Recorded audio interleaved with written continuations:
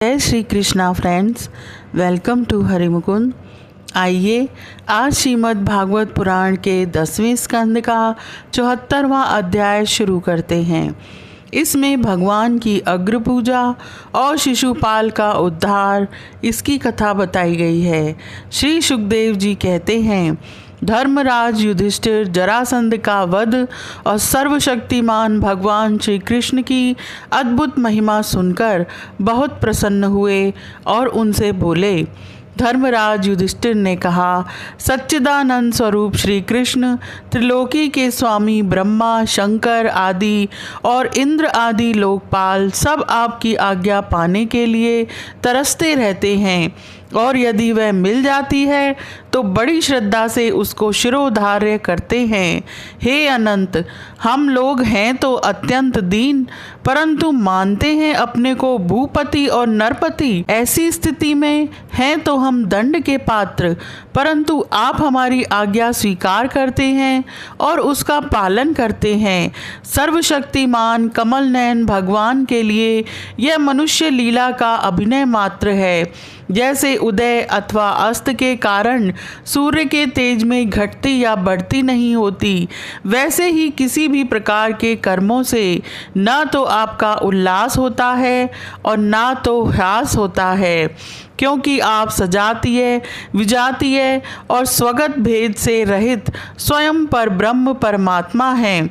किसी से पराजित न होने वाले माधव, यह मैं हूँ और यह मेरा है, तथा यह तू है और यह तेरा, इस प्रकार की विकार युक्त भेद बुद्धि तो पशुओं की होती है।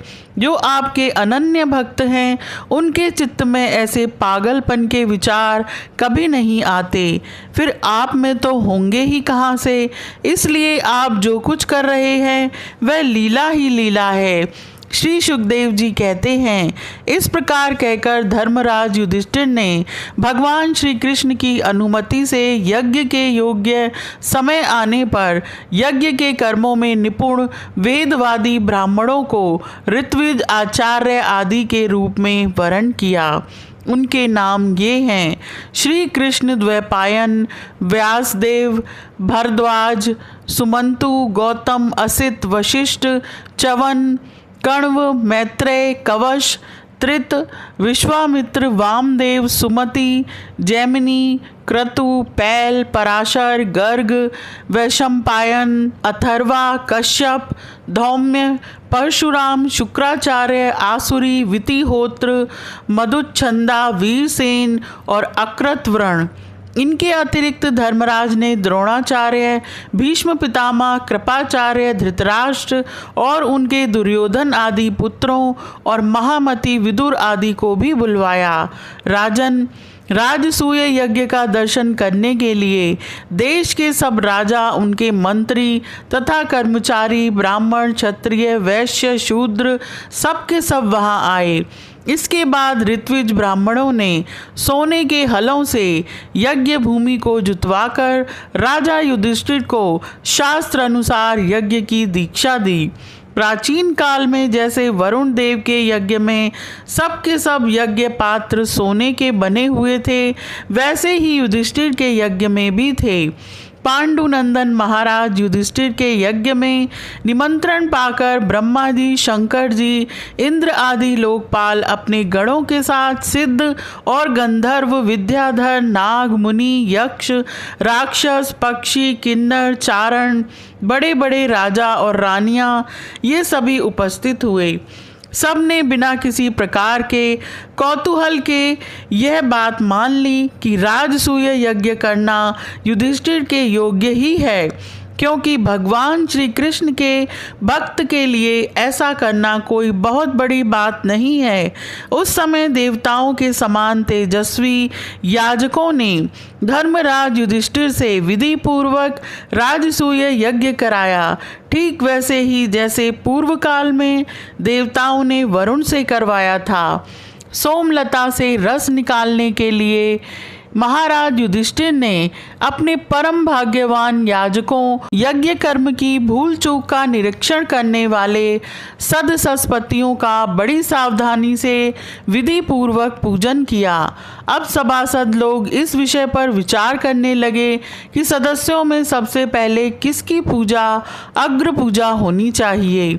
जितनी मति उतने मत, इसलिए सर्वसम्मति से कोई निर्णय न हो सका।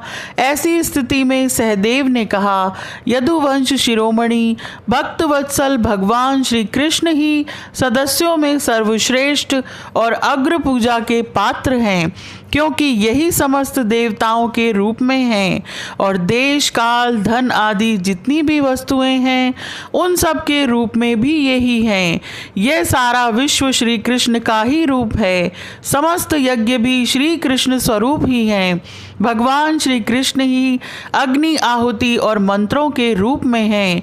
ज्ञान मार्ग और कर्म मार्ग ये दोनों भी श्री कृष्ण की प्राप्ति के ही हेतु हैं।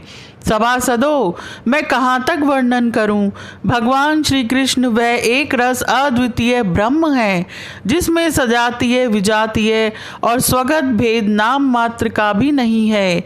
यह संपूर्ण जगत उन्हीं का स्वरूप है।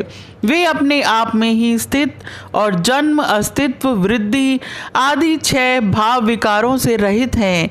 वे अपने आत्मस्वरूप संकल्प से ही जगत की सृष्टि पालन और संहार करते हैं। सारा जगत श्री कृष्ण के ही अनुग्रह से अनेकों प्रकार के कर्म का अनुष्ठान करता हुआ धर्म अर्थ काम और मोक्ष रूप पुरुषार्थ का संपादन करता है। इसलिए सबसे महान भगवान श्री कृष्ण की ही अग्र पूजा होनी चाहिए। इनकी पूजा करने से समस्त प्राणियों की तथा अपनी भी पूजा हो जाती है। जो अपने दान धर्म को अनंत भाव से युक्त करना चाहता हो, उसे चाहिए कि समस्त प्राणियों और पदार्थों के अंतरात्मा भेदभाव रहित परम शांत और परिपूर्ण भगवान श्री कृष्ण को ही दान करे। सहदेव भगवान की महिमा और उनके प्रभाव को जानते थे। इतना कहकर वे चुप हो गए। उस समय धर्मराज युधिष्ठिर की यज्ञ सभा में जितने सत्पुरुष उपस्थित थे, सबने एक स्वर से बहुत ठीक है, बहुत ठीक है कहकर सहदेव की बात का समर्थन किया।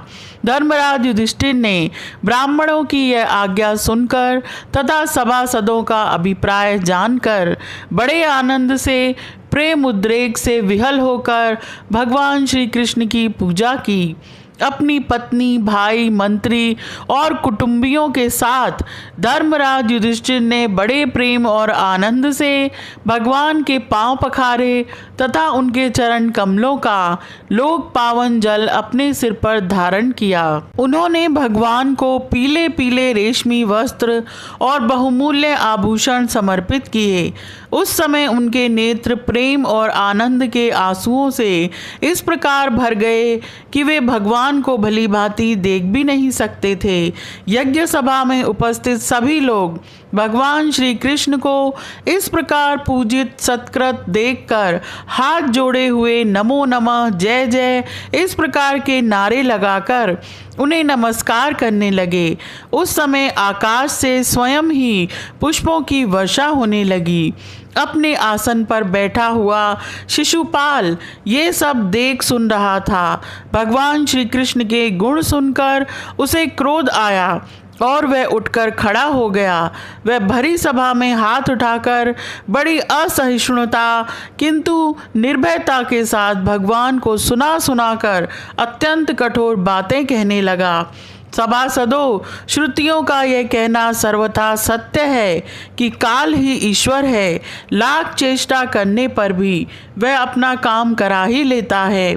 इसका प्रत्यक्ष प्रमाण हमने देख लिया कि यहाँ बच्चों और मूर्खों की बात से बड़े बड़े वयोवृद्ध और ज्ञान वृद्धों की बुद्धि भी चकरा गई है। पर मैं मानता हूँ कि आप लोग अग्र पूजा के योग्य पात्र का निर्णय करने में सर्वथा समर्थ हैं। इसलिए सदसस्पतियों, आप लोग बालक सहदेव की यह बात ठीक न माने कि कृष्ण ही अग्र पूजा के योग्य हैं। यहाँ बड़े बड़े तपस्वी विद्वान व्रतधारी ज्ञान के द्वारा अपने समस्त पाप तापों को शांत करने वाले परम ज्ञानी, परम ऋषि, ब्रह्मनिष्ठ आदि उपस्थित हैं, जिनकी पूजा बड़े बड़े लोकपाल भी करते हैं। यज्ञ की भूल चूक बतलाने वाले उन सदसस्पतियों को छोड़कर यह कुल कलंक ग्वाल भला अग्र पूजा का अधिकारी कैसे हो सकता है? क्या कौवा कभी यज्ञ के प्रोडाश का अधिकारी हो सकता है? न इसका कोई वर्ण है और न तो आश्रम, कुल भी इसका ऊंचा नहीं है। सारे धर्मों से यह बाहर है। वेद और लोक मर्यादाओं का उल्लंघन करके मनमाना आचरण करता है। इसमें कोई गुण भी नहीं है। ऐसी स्थिति में यह अग्र पूजा का पात्र कैसे हो सकता है? आप लोग जानते हैं कि राजा ययाति ने इसके वंश को शाप दे रखा है, इसलिए सत्पुरुषों ने इस वंश का ही बहिष्कार कर दिया है। ये सब सर्वदा व्यर्थ मधुपान में आसक्त रहते हैं, फिर ये अग्र पूजा के योग्य कैसे हो सकते हैं? इन सब ने ब्रह्म ऋषियों के द्वारा सेवित मथुरा आदि देशों का परित्याग कर दिया और ब्रह्म वर्चस के विरोधी वेद चर्चा रहित समुद्र में किला बनाकर रहने लगे। वहां से जब ये बाहर निकलते हैं तो डाकुओं की तरह सारी प्रजा को सताते हैं। सच पूछो तो शिशुपाल का सारा शुभ नष्ट हो चुका था। इसी से उसने और भी बहुत सी कड़ी कड़ी बातें भगवान श्री कृष्ण को सुनाई, परंतु भगवान श्री कृष्ण चुप रहे। उन्होंने उसकी बातों का कुछ भी उत्तर न दिया, परंतु सभासदों के लिए भगवान की निंदा सुनना असहन था। उनमें से कई अपने अपने कान बंद करके क्रोध से शिशुपाल को गाली देते हुए बाहर चले गए। जो भगवान की या भगवत परायण भक्तों की निंदा सुनकर वहाँ से हट नहीं जाता, वह अपने शुभ कर्मों से छूट जाता है और उसकी अधोगति होती है। अब शिशुपाल को मार डालने के लिए पांडव, मत्स्य, केकय और संजय वंशी नरपति क्रोधित होकर हाथों में हथियार ले उठ खड़े हुए, परंतु शिशुपाल को इससे कोई घबराहट न हुई। उसने बिना किसी प्रकार का आगा पीछा सोचे अपनी ढाल तलवार उठा ली और वह भरी सभा में श्री कृष्ण के पक्षपाती राजाओं को ललकारने लगा। उन लोगों को लड़ते झगड़ते देख भगवान श्री कृष्ण उठ खड़े हुए। उन्होंने अपने पक्षपाती राजाओं को शांत किया और स्वयं क्रोध करके अपने ऊपर झपटते हुए शिशुपाल का सिर छुरे के समान तीखी धार वाले चक्र से काट लिया। शिशुपाल के मारे जाने पर वहाँ बड़ा कोलाहल मच गया। उसके अनुयायी नरपति अपने अपने प्राण बचाने के लिए वहाँ से भाग खड़े हुए। जैसे आकाश से गिरा हुआ लूक धरती में समा जाता है, वैसे ही सब प्राणियों के देखते देखते शिशुपाल के शरीर से एक ज्योति निकलकर भगवान श्री कृष्ण में समा गई। शिशुपाल के अंतःकरण में लगातार 3 जन्म से वैरभाव की अभिवृद्धि हो रही थी और इस प्रकार वैरभाव से ही सही ध्यान करते करते वह तन्मय हो गया, पार्षद हो गया। सच है, मृत्यु के बाद होने वाली गति में भाव ही कारण है। शिशुपाल की सद्गति होने के बाद चक्रवर्ती धर्मराज युधिष्ठिर ने सदस्यों और ऋत्विजों को पुष्कल दक्षिणा दी तथा सबका सत्कार करके विधि पूर्वक यज्ञांत स्नान, अभ्रत स्नान किया। इस प्रकार योगेश्वरों के ईश्वर भगवान श्री कृष्ण ने धर्मराज युधिष्ठिर का राजसूय यज्ञ पूर्ण किया और अपने सगे संबंधी और प्रियों की प्रार्थना से कुछ महीनों तक वहीं रहे। इसके बाद राजा युधिष्ठिर की इच्छा ना होने पर भी सर्वशक्तिमान भगवान श्री कृष्ण ने उनसे अनुमति ले ली।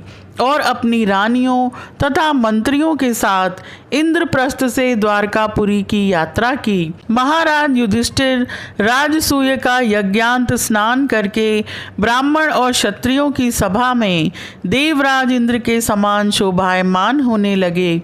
राजा युधिष्ठिर ने देवता, मनुष्य और आकाशचारियों का यथा योग्य सत्कार किया तथा वे भगवान श्री कृष्ण एवं राजसूय यज्ञ की प्रशंसा करते हुए बड़े आनंद से अपने अपने लोक को चले गए। सब तो सुखी हुए, परंतु दुर्योधन से पांडवों की यह उज्जवल राज्य लक्ष्मी का उत्कर्ष सहन न हुआ, क्योंकि वह स्वभाव से ही पापी, कलह प्रेमी और कुरुकुल का नाश करने के लिए एक महान रोग था। जो पुरुष भगवान श्री कृष्ण की इस लीला का शिशुपाल वध, जरासंध वध, बंदी राजाओं की मुक्ति और यज्ञ अनुष्ठान का कीर्तन करेगा, वह समस्त पापों से छूट जाएगा। यह अध्याय यहीं समाप्त होता है। आज के लिए इतना ही। Please like, share and subscribe my channel. Thank you.